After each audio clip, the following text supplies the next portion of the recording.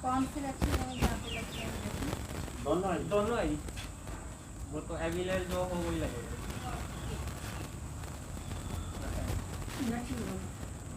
पहला कि दूसरा? पहला आज नहीं लग रहा है। एक दो दिन में पता कर लेना, 2-4 दिन में। नंबर नोट कर लो।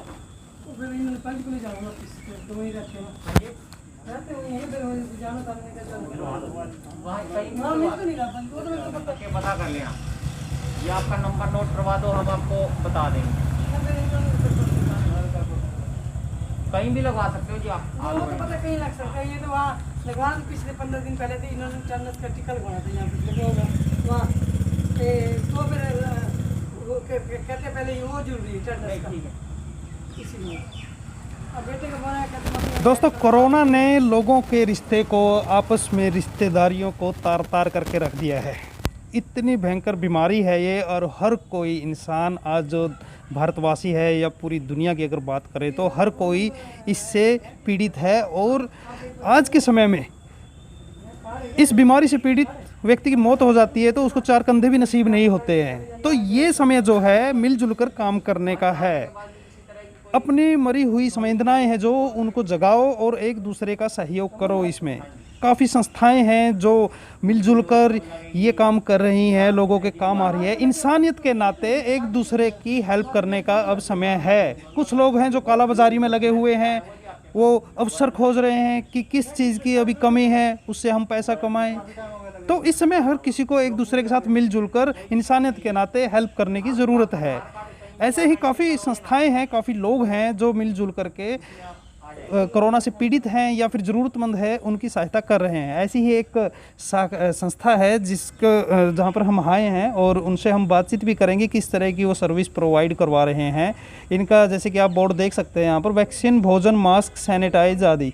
मास्क, सैनिटाइज़र हैं, ये चीज़ें तो दे ही रहे हैं, साथ में भोजन भी प्रोवाइड करवा रहे हैं। हम सिविल हॉस्पिटल टोहाना में हैं और इन्होंने अपना एक कैंप लगाया हुआ है अलग जगह पर, इस साइड के नीचे। तो यहाँ पर जो वर्कर हैं इस सेवा भारती संस्था के, उनसे हम पूछते हैं कि किस तरह की वो सर्विस दे रहे हैं और कैसे इंसानियत के नाते एक दूसरे का ख्याल कर रहे हैं, लोगों के काम आ रहे हैं। भाई साहब नमस्कार। नमस्कार। ये आप जो सर्विस दे रहे हैं, हाँ जी, किस तरह की सर्विस है, इसमें क्या प्रोवाइड करवा रहे हैं? इसमें हम एक तो किसी भी तरह की उनको जानकारी चाहिए कि वो कब लगेगा, किस दिन, हाँ जी, वैक्सीन कब लगेगी, किस दिन लगेगी। किसी को भोजन की व्यवस्था करवानी है वो भी करवा देते हैं। किसी तरह की और जानकारी चाहिए कोरोना के बारे में, कहाँ पे बेड खाली है, कहाँ पे ऑक्सीजन मिल सकता है, ऑक्सीजन सिलेंडर नहीं है, उसके लिए उनको प्रोवाइड करवाते हैं नंबर वगैरह, या कहाँ से उसको उपलब्ध हो सकती है। हर तरह की वैक्सीन से संबंधित या कोरोना पेशेंट से संबंधित किसी भी तरह की कोई सहायता चाहिए तो हम उनको प्रोवाइड करवाते हैं, कोशिश करके जैसा भी संभव हो सके। तो खाना जैसे आप बता रहे हैं खाना प्रोवाइड करवाते हैं, वो कहाँ पर और कैसे, किन को प्रोवाइड करवा रहे हैं आप? जो कोरोना पेशेंट हैं उनको भी, और जो उनके साथ उनके रिलेटिव है उनको भी। ये सहायता हम रोटी बैंक, कृष्ण रोटी बैंक की तरफ से प्रोवाइड करवाते हैं।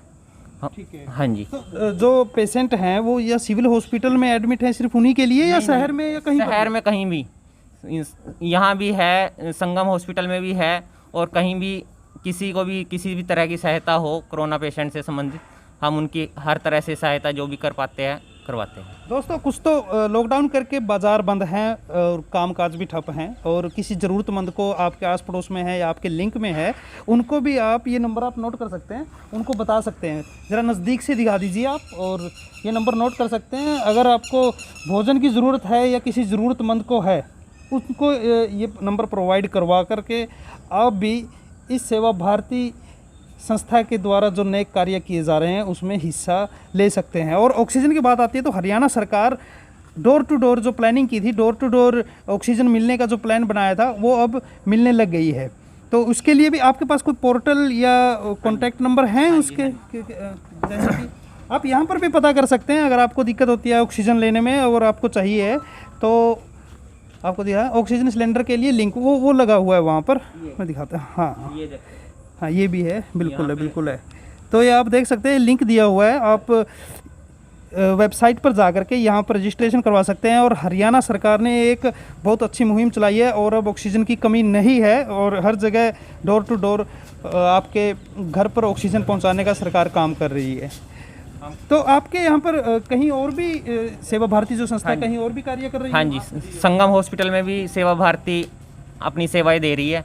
सुबह 10 बजे से लेके रात 10 बजे तक 12 घंटे की ड्यूटी वहाँ पे हेल्प डेस्क कोविड पेशेंट के लिए लगाया वहाँ स्पेशल। यहाँ वैक्सीनेशन के लिए, वहाँ पे कोविड पेशेंट उनकी मान लो जो रिलेटिव है उनको वही पेशेंट के बारे में किसी भी तरह की जानकारी चाहिए वो हम प्रोवाइड करवाते हैं उन्हें कि उनकी ऑक्सीजन लेवल क्या है, उनको ऑक्सीजन लगी है, वेंटिलेटर लगा है या उनकी दवाइयाँ क्या चल रही है, उनका डोज मतलब दवाइयाँ क्या चल रही है या वो खाने में क्या ले रहे हैं, कम ले रहे हैं, ज़्यादा ले रहे हैं, उस तरह की भी व्यवस्था हम कर रहे हैं। नाम क्या आपका? कमल सिंगला जी। कमल जी हैं आप, फ़ोन नंबर आपने देख लिए हैं, अगर किसी भी तरह की हेल्प की ज़रूरत है आप कांटेक्ट कर सकते हैं। और दूसरे सर आपका क्या नाम है? योगेंद्र जी। तो आप क्या कहना चाहेंगे, जैसे कि कोई मैसेज देना चाहेंगे कि जिस तरह का आप काम कर रहे हैं तो लोगों को भी आगे आना चाहिए इस महामारी के मौके पर? हाँ, जितने मदद हो सकती करनी चाहिए ताकि पब्लिक परेशान ना हो, इसलिए सेवा भारती ने ये यहाँ पर ये हेल्प डेस्क लगाया है ताकि मतलब लोगों को दिक्कत ना हो वैक्सीन लगवाने में, यहीं से पता है। तो जैसा कि आपने देखा है तो आप लोगों को भी ये चीज़ चाहिए। और जिनकी मैंने पहले भी जिक्र किया था कि काला बाजारी जो कर रहे हैं इस मौके पर, ऐसे लोगों को आपने भी सबक सिखाना है, पकड़ना भी है उनको कि ऐसा काम ना करें। और साथ में आप लोगों को आगे आकर के ऐसे लोगों की हेल्प करनी है जो ज़रूरतमंद है इस महामारी के। सेवा भारती के जो कार्यकर्ता है यहाँ पर जो सेवा में लगे हुए हैं, यहाँ पर दीपक कुमार जी भी हैं, इनसे भी बात करते हैं। दीपक जी, आपकी जो सेवा भारती संस्था है ये कहाँ कहाँ वर्किंग कर रही है अभी शहर में, टोहाना में? शहर में टोहाना में 2 जगह कर रही है जी। एक तो अपना सिविल हॉस्पिटल टोहाना के अंदर और दूसरा मानव सेवा संगम के अंदर। तो दोनों की वर्किंग अलग अलग है या सेम यही काम कर रही है? वैक्सीन दोनों जगह सेम काम कर रही है या अलग अलग वर्किंग रहती है दोनों? नहीं, वो वहाँ के पेशेंट के हिसाब से है जी, क्योंकि सरकारी अस्पताल के अंदर जो पेशेंट आते हैं वो वैक्सीन लगवाने के लिए आते हैं। और जो मानव सेवा संगम के अंदर है जी, वो जो आइसोलेशन किए हुए पेशेंट है जी, वो उनके ऊपर कार्य कर रही है जी। ओके, हाँ जी। तो दोनों जगह की वर्किंग हाँ, दोनों जगह की वर्किंग अलग अलग है, लेकिन दोनों एक ही संस्थाएँ हैं। राष्ट्रीय स्वयंसेवक संघ की तरफ से वर्किंग कर रही हैं ये दोनों संस्थाएँ। और राष्ट्रीय स्वयंसेवक संघ टोहाना में ये जो सरकारी हॉस्पिटल है यहाँ पर सेवा भारती की तरफ से, और वहाँ पर जो मानव सेवा संगम है वहाँ पर बजरंग दल की तरफ से कार्य कर रही हैं। ठीक है, तो यहाँ पर किस तरह की सर्विस दे रहे हैं आप? कुछ खाने पीने की चीज़ें तो है ही, आपने जैसे कि कमल जी ने बताया था, तो उसके अलावा आपने बेंच भी लगा रखे हैं यहाँ पर, आप देख सकते हैं बेंच भी लगा रखे हैं, हर किसी के लिए अलग अलग बैठने की सुविधा है। और हाँ, यहाँ पर सभी को बैठने के लिए सोशल डिस्टेंसिंग के साथ बेंचेज लगा रखे हैं। और जितने भी यहाँ पर बेंचेज हैं, पिलर्स हैं, सभी पे लिखा हुआ है कि सोशल डिस्टेंसिंग बना के रखें, लोगों को जागरूक कर रही हैं। किसी के पास मास्क नहीं है, कहीं भी सिविल हॉस्पिटल के परिसर के अंदर जिसके पास मास्क नहीं है उनको मास्क प्रोवाइड किया जा रहा है जाके उनके पास। और जो वहाँ पर पेशेंट बैठे हैं उनके टाइम टू टाइम हर आधे घंटे बाद 1 घंटे के बाद उनके हाथ सैनिटाइज किए जा रहे हैं। वहाँ के हेल्प डेस्क जो डेस्क हैं वो भी सैनिटाइज कर रहे हैं हम।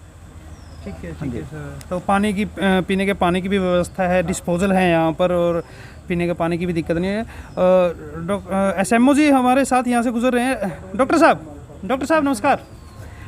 सर, थोड़ा सा कैसे चल रहा है हॉस्पिटल में, क्या स्टेटस है, थोड़ा सा बताएंगे आप? ऑक्सीजन को लेकर के, कोविड के जो मरीज़ हैं उनको लेकर के किस तरह का स्टेटस है टोहाना का सिविल हॉस्पिटल में? देखिए, ऑक्सीजन की पहले पिछले हफ्ते काफ़ी समस्या थी, तो जो हमारा जो कोटा है वो कम हो गया था, लेकिन अभी 4 दिन से जो कोटा काफ़ी बढ़ गया है। अभी कोई किसी तरह की ऑक्सीजन की कोई भी दिक्कत नहीं है हॉस्पिटल के अंदर। हमें रेगुलरली कोटा हिसार से मिल रहा है, और जो हमारे आइसोलेशन वार्ड में है उसमें किसी तरह की कोई समस्या नहीं है इस टाइम। तो रिकवरी रेट कितना पहले से कितना फ़र्क है सर अभी?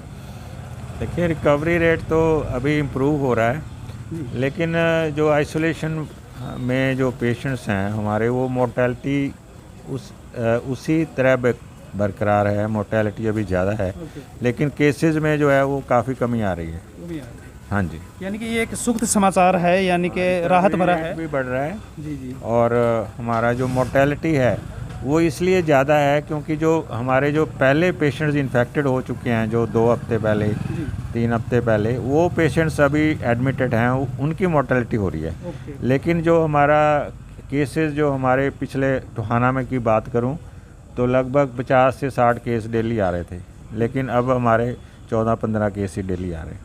बिल्कुल बिल्कुल। ये डॉक्टर साहब के जैसे बताया है कि इनकी मेहनत ही रंग लाई है ये, क्योंकि दिन रात अगर फ्रंट लाइन पर खड़े होकर के कोविड से जो पीड़ित हैं, मरीज़ हैं, उनका जो इलाज कर रहे हैं, सबसे पहले डॉक्टर हैं जो वही फ्रंट लाइन में हैं। डॉक्टर साहब, जो ये सेवा भारती है जैसे कि शाखा है या फिर सोशल वर्किंग वाली और संस्थाएं हैं, उनको लेकर के आप क्या कहेंगे 2 शब्द में? तो ये NGOs काफ़ी हमारे सक्रिय हैं और हमें अस्पताल के लिए बहुत ही सहयोग कर रहे हैं। सेवा भारती शाखा ने यहाँ पर हेल्प डेस्क बनाया हुआ है जहाँ पर पानी की व्यवस्था है उनके द्वारा, और हमें मेडिसिन भी उन्होंने प्रोवाइड की है और यहाँ पर वो रेगुलरली ड्यूटी भी कर रहे हैं, जो मैं उनकी सराहना करता हूँ। इसके अलावा हमारे डेरा सच्चा सौदा के जो नुआई हैं, उन्होंने भी काफ़ी हेल्प की है। यहाँ पे फ्रूट्स बांटे हैं, यहाँ पे जो आइसोलेशन वार्ड में है उन्होंने किट्स बांटी हैं।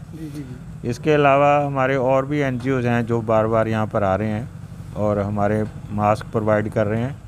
कल भी हमारे जो कांग्रेस के थे प्रवक्ता रणदीप जी, वो भी आए थे, कुछ किट्स वगैरह प्रोवाइड करके गए हैं।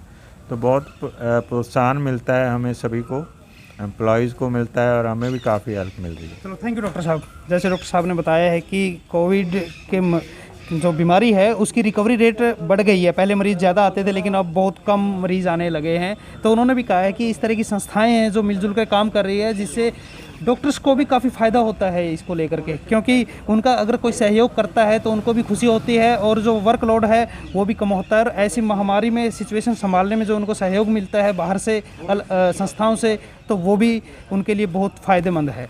तो आगे की न्यूज़ देखने के लिए देखते रहिए माई सिटी न्यूज़।